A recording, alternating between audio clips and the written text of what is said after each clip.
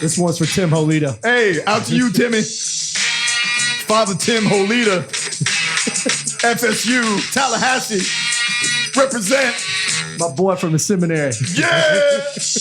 Holla.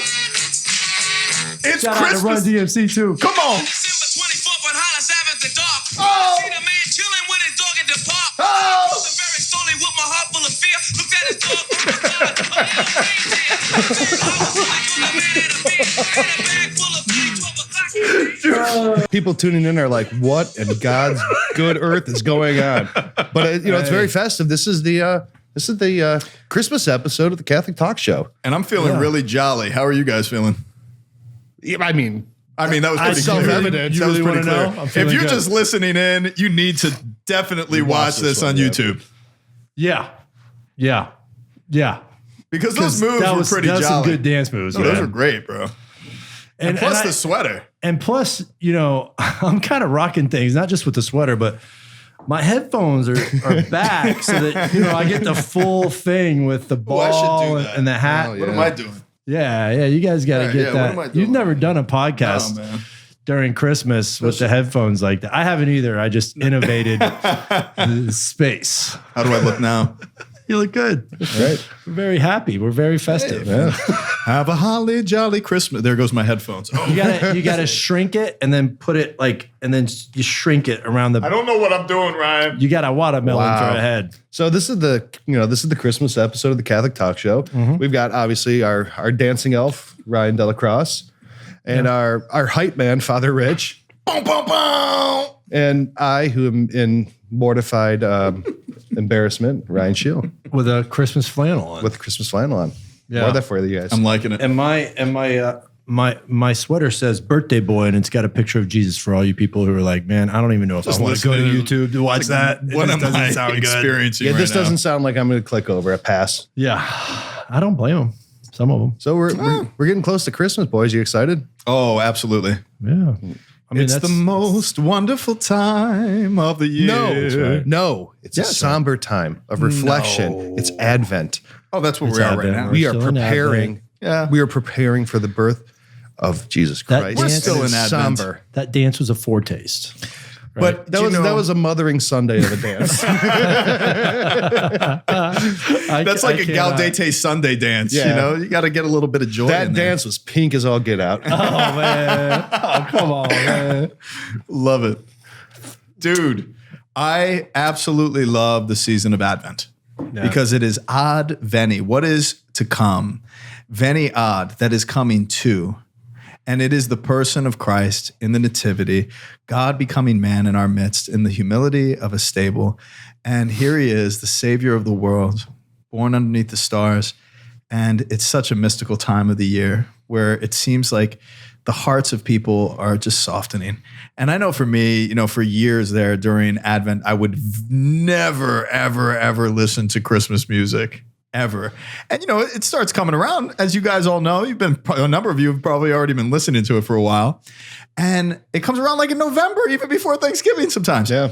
And this year, I was so anticipating this that I've been singing Christmas hymns and songs far in advance. And now it's just, in the world that we live in and the struggles that we see, I think this year at Christmas is going to be a great blessing from God because we do need joy and we do need each other. And Christmas is a time to be together and celebrate with great festal, jolly spirits, And the mystery of God becoming man. Yeah, man. Advent used to be 40 days long, just like Lent. Yeah. It used to start the day after St. Martin's Feast. And St. Martin's Feast it was like a second Mardi Gras. It was Martinstag, and it was a giant party, and it was, that makes sense. You have like a Mardi Gras, Yeah. not like the Mardi Gras we have today, but no, it was like that. It was you know, the Slovenian traditions was that on the Feast of St. Martin, they would baptize the baby wine, because that would be the time of year where the grapes harvested for that year and turned into wine were ready to be opened and drunk. And they would dress up, they would put on fake paper bishop hats, they would baptize the baby wine and say, "You're ready to go, you're now one of us," and they'd drink. That's pretty cool. And then the next day Advent would start. That's pretty cool. And then it was a time of, it's a cool tradition. We need to bring that back. Well, we don't have wine, and I make wine. I don't want your wine. He's a My wine's- slob, man. Dude, it's great. dude. No, so I mean, they would cook a goose on there, and there was all kinds of parties and all kinds of food. It was like a second Mardi Gras. We're cheating ourselves by missing out on that tradition. I know. I do something like that. Wow. So not to cheat you out, we've got quite the episode for you guys today. Yeah, we do. Because we're going to be celebrating Christmas very, very soon.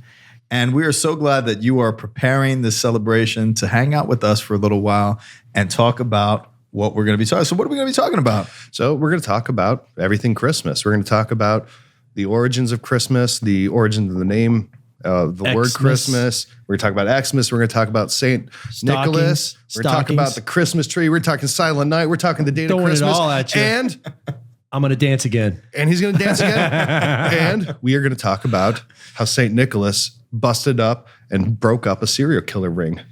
Yeah. That's going to blow your mind. Yeah, we're going all over. We're going all over Santa Claus. We're going all over Christmas, and it's going to be pretty good. Yeah. Top line, origin of the word. Christmas. Where does the word Christmas come from? Where does it come from? Christ Mass. Christ's Mass. Yeah. So you guys know, like, it's his Mass, like it really for is. him. Well, you know, Michael Mass, right? Where they bless the candles, and that's on his feast day. That's St. Michael's feast day.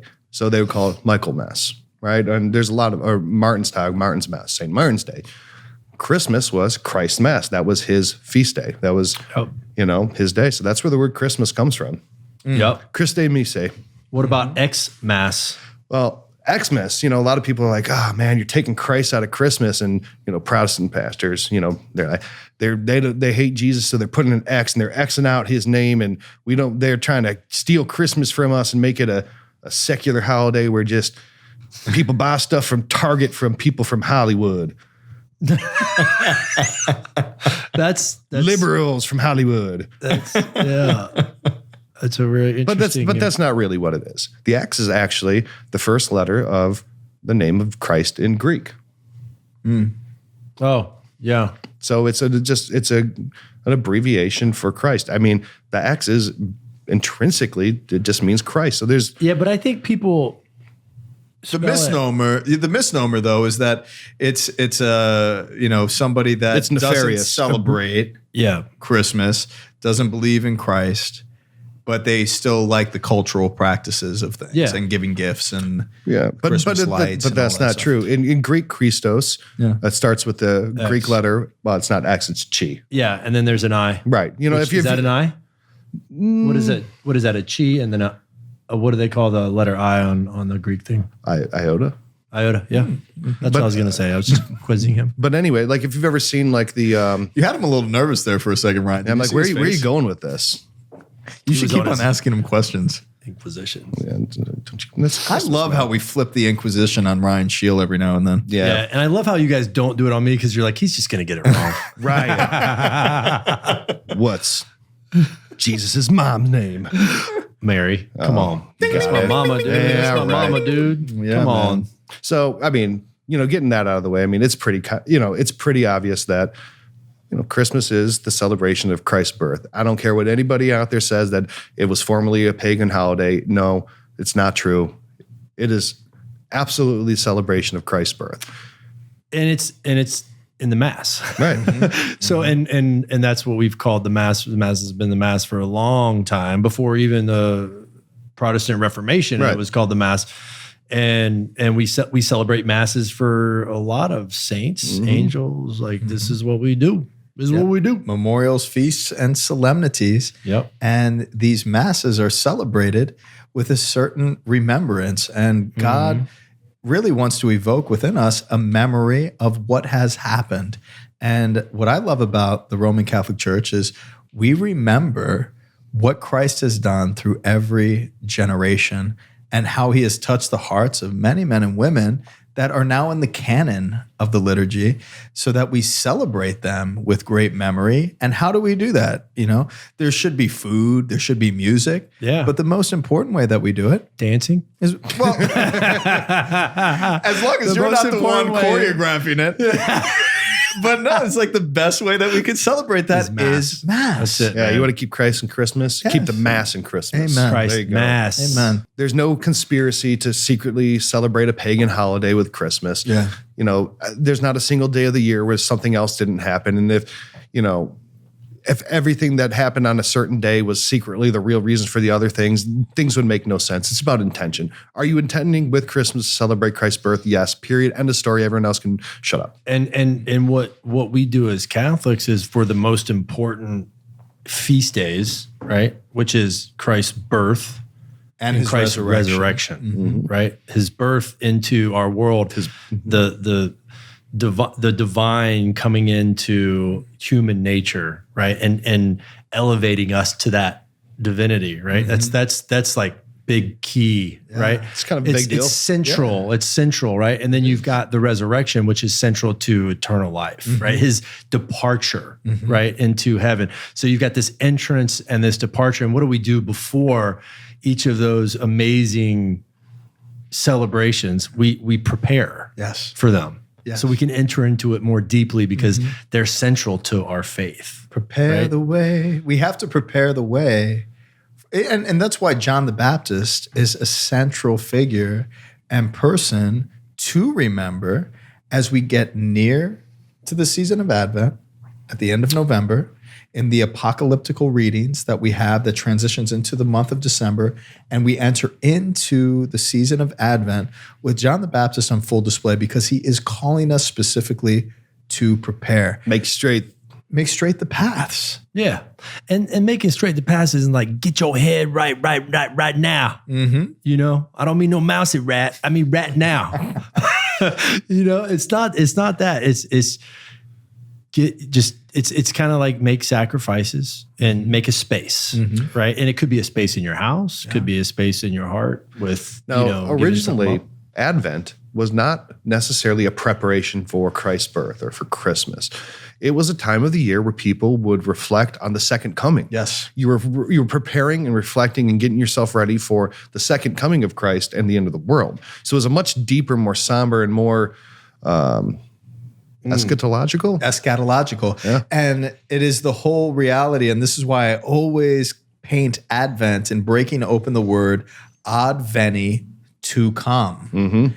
And then also I always say veni ad, because Christ did come to us. And he deposited and left something here. In 33 years, his deposit has been the greatest fascination of the greatest majority of people throughout time. That's important to realize. Right. Because there is something that is being said in the person of Christ, and we are anticipating his second coming with great enthusiasm. And that does call us to a greater penance and a greater preparation, because we do need to prepare the way and we need to make straight the paths of the Lord. You know, so we're preparing to celebrate the birth of Christ on Christmas, but you're talking about John the Baptist. You know, there's only 3 people who on the calendar that their births are celebrated. Yes. They celebrate the feast of the birth of the Mary, Blessed Virgin Mary. the nativity of John the Baptist, and the nativity of Christ. Those are the only 3. Yeah. Everyone else is the day that they died or their feast day, but they're celebrating their birth because through them salvation was announced, prepared, and achieved. Accomplished, yeah. Yeah. mission accomplished. That is awesome. So as we prepare ourselves for this great solemnity of Christmas and these sacred days that ensue afterwards, we have to remember that it's not just the 25th of December. It is a season. And this season is the shortest of all of the seasons of the church, but it is one that gives way to a new year in the liturgical calendar. Advent is this beginning. And when we are now looking to the second coming of Christ, we remember the first coming of Christ. and what that means to human salvation in human history, and what that means to you and to me. And as we gather together, on this podcast, let's go deeper and learn a little bit more about Christmas and all of the practices. So, Sheil, what else are we going to talk about here? So Stockings. You've been all over the I would have stockings. gladly danced with some stockings, but you guys didn't buy me any. Oh, goodness. So, I mean, it's a great tradition of hanging stockings on the mantle and getting little toys in them. You guys do that when you were kids? Oh, yeah. My mom would fill them with payday bars, and I love Payday bars? Oh, dude, I love payday bars. My mom was traditional. We'd get candy, but she always made sure that there was an apple, orange, and some nuts in there. Because that's what you did back in Europe or whatever. So, yeah, we get underwear in your socks. stocking? Yeah, things that Really? Mom Practical wanted to buy things? us, but was like, yeah, put it in the stocking, because, That was always under the tree for me. Undies, socks. undies. Yeah. Well, you don't call underwear undies? I don't know. Boxers. I would Briefs. Yeah, you get the brief. briefs. You get the briefs. Toits. The tidy boys. so do you know why? Do you know why we have that tradition? No. St. Nicholas, Oh, yeah, of course. right? Oh, So I mean, yeah. You guys celebrated the feast Yeah. of St. Nicholas growing up, right? Did you put your shoes out in the hall? Like I went to Catholic school, and they'd be like, "Oh, it's St. Nicholas Day. Everyone, you got to put your shoes out in the hall," and then someone go and put a little piece of candy in there. But in St. Nicholas's life, he was very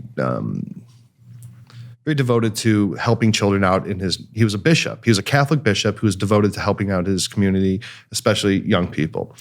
And there was a family. The mother had died, and this father had 3 daughters, and he was poor. And he had no option. What are you laughing about?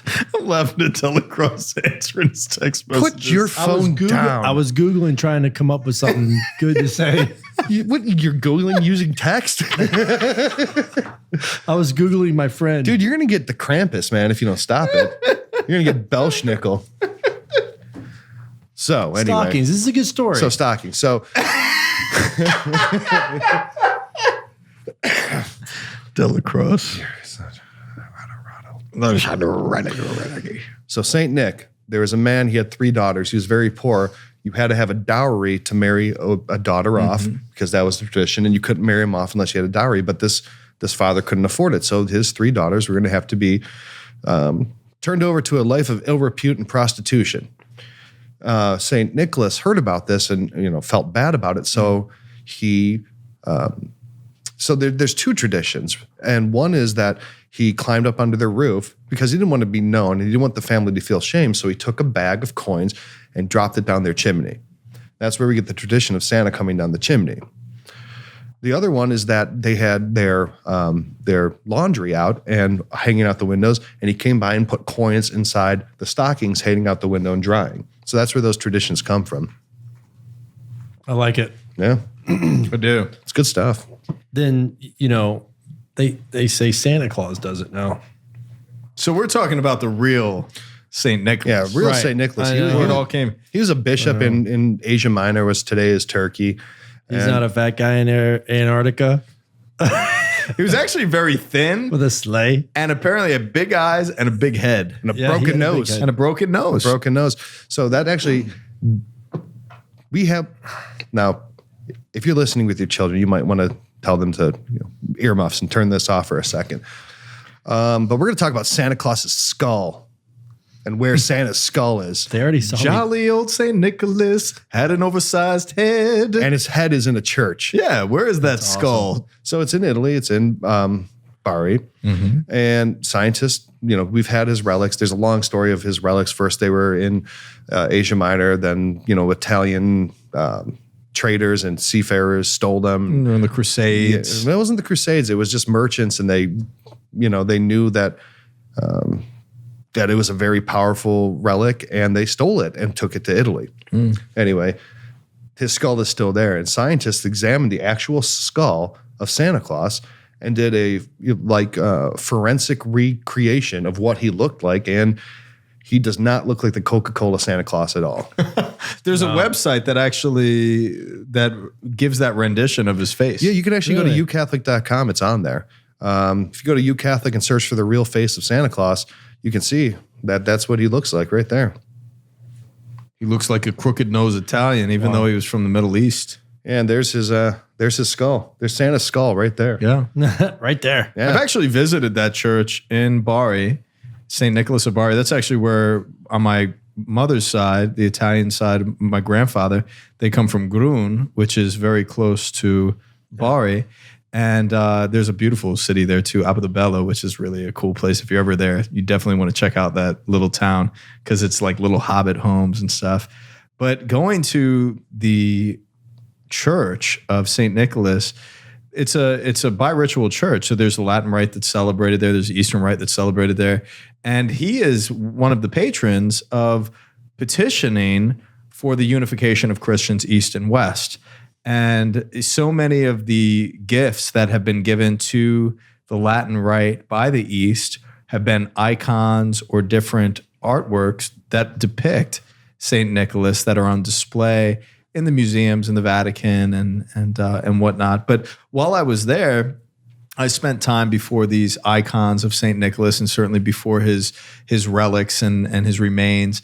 And I had such a powerful experience of praying there, and at the same time a wedding was going on upstairs and the bells started ringing and these people started Vespers and chanting Vespers. It was one of the most mystical experiences of my life as I was there, and the smell of incense was there.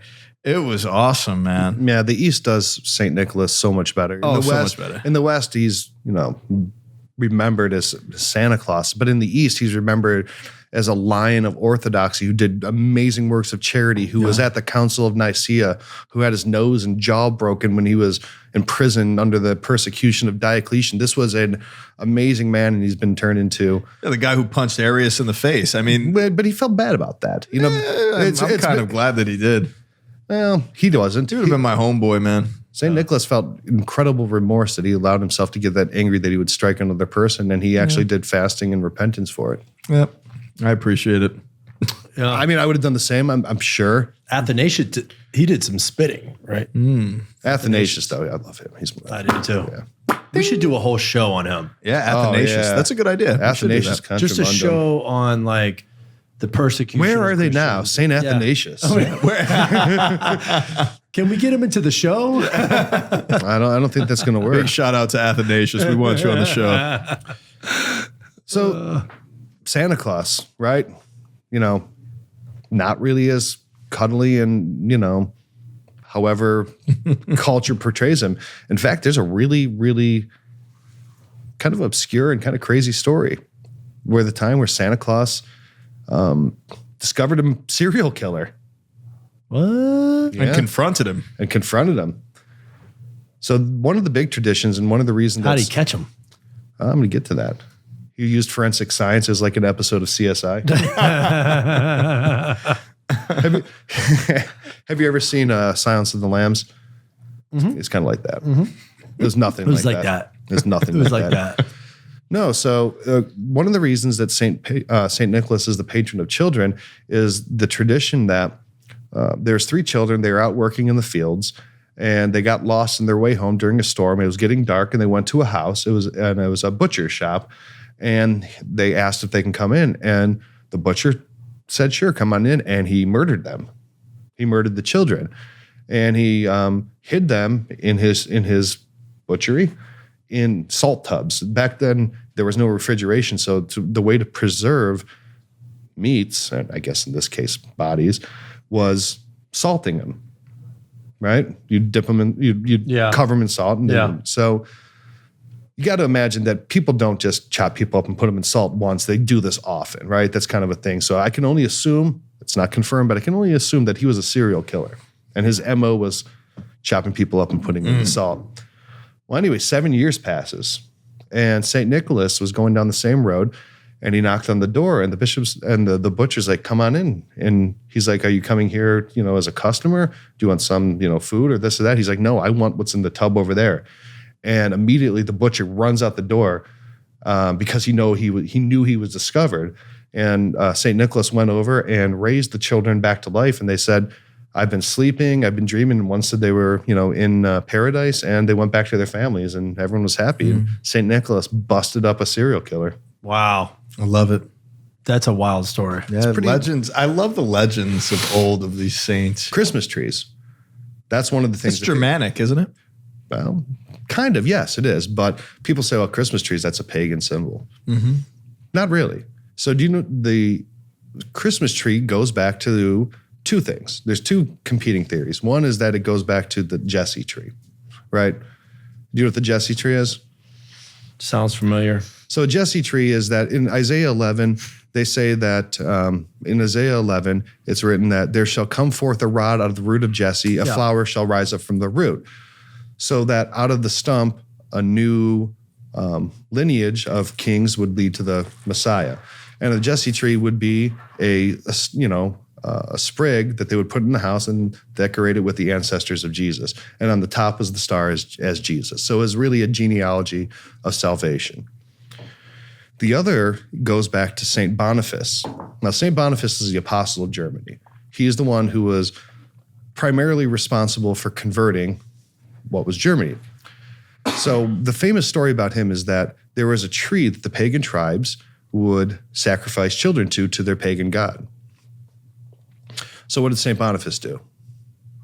Chop the tree down. Chop that thing right down. He's like, that's what I would have done. They're like, this is your god? He's like, takes an axe. He's like, where's your god now, fool?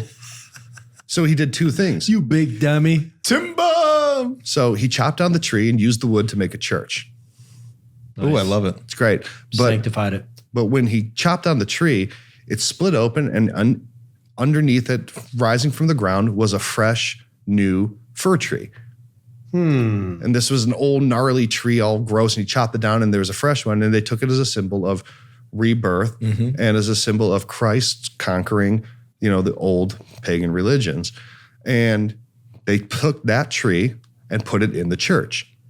And this happened, the tree cutting down happened the night before Christmas. Wow. How cool. Wow.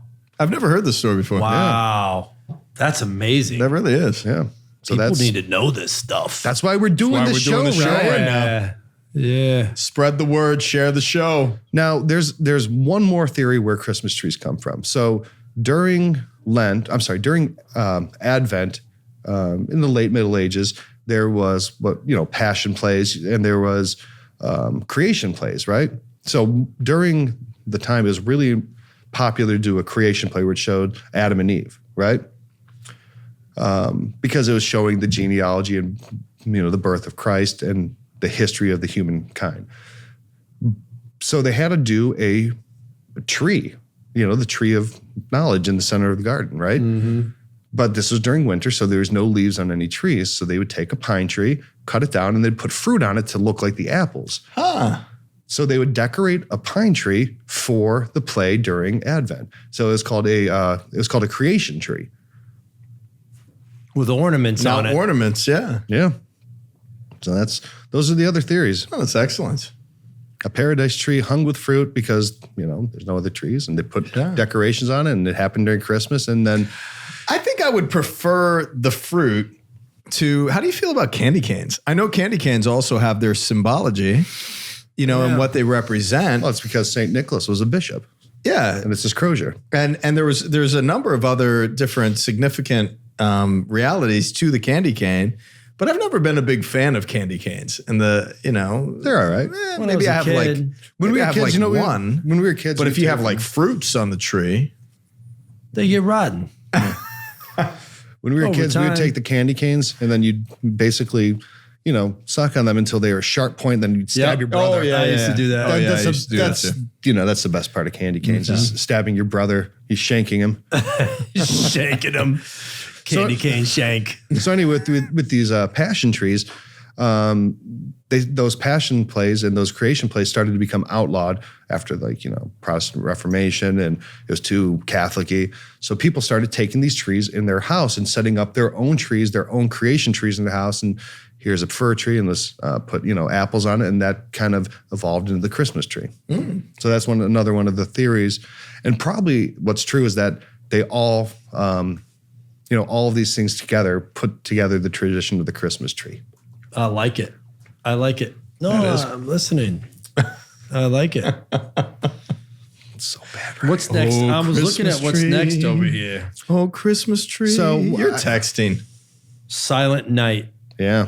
Oh, Let's talk about that song. Everyone loves the song Silent Night, right? Silent night, holy night, I think it's one of the All is most famous calm. Christmas carols, right? all is bright. Oh, I love it. Oh, I love it. Are you going loungy with that? Yeah, I'm just kind of like Round your virgin. Round and virgin. mother and So Child. that was written by a Catholic priest in 1818. So there's a couple apocryphal stories, and no one's quite sure, but it was a young priest in Austria. His name was Father Joseph Mohr.